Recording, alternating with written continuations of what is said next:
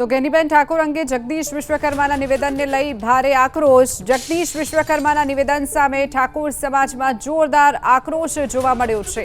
સિદ્ધપુરના પૂર્વ ધારાસભ્ય ચંદનજી ઠાકોર વિશ્વકર્માના નિવેદનને વખોડ્યું। ભાજપના નેતાઓ સતત વાણી વિલાસ કરે છે।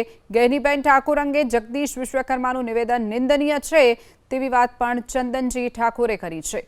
કોઈપણ બેન દીકરી પર અસભ્યતાવાળું ભાષણ યોગ્ય નથી। આ પ્રકારની રાજનીતિથી સમાજને મોટું નુકસાન થતું હોય છે। વાણી વિલાસ બદલ જગદીશ વિશ્વકર્માએ માફી માંગવી જોઈએ। ચંદનજી ઠાકોરે આ પ્રકારનું નિવેદન આપ્યું છે। અમારા ઠાકોર સમાજનું ગૌરવ, ઠાકોર સમાજની દીકરી ગેનીબેન ઠાકોર, એમના પાલવના શેડાની જો વાત કરવામાં આવે તો કેટલી નિંદનીય વાત છે। પોલિટિકલ રાજનીતિ, હાર જીત બધું હોઈ શકે સાહેબ, પણ કોઈ બેન દીકરી ઉપર આ પ્રકારનું અસભ્યતા વર્તનનું ભાષણ કરવું એ કેટલા અર્થે યોગ્ય છે।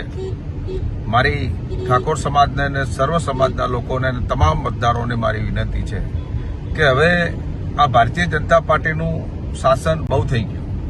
આવા વાણી વિલાપ, દાદ ધમકી જે પ્રકારે રાજનીતિ કરી રહી છે તે એ રાજનીતિ બરાબર યોગ્યતાવાળી રાજનીતિ નથી।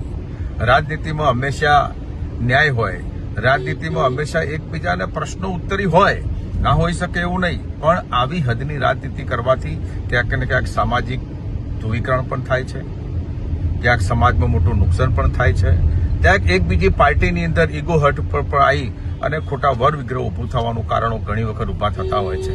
એટલા માટે ભારતીય જનતા પાર્ટીના જે ગુજરાતના અધ્યક્ષ છે એમને જે પ્રમાણે વાણી વિલાસ કર્યો છે એનું મને યોગ્ય લાગતું નથી અને આ વાણી વિલાસનું માનનીય અધ્યક્ષશ્રીએ માફી પણ માંગવી જોઈએ એવું મારું સ્પષ્ટ માનવું છે।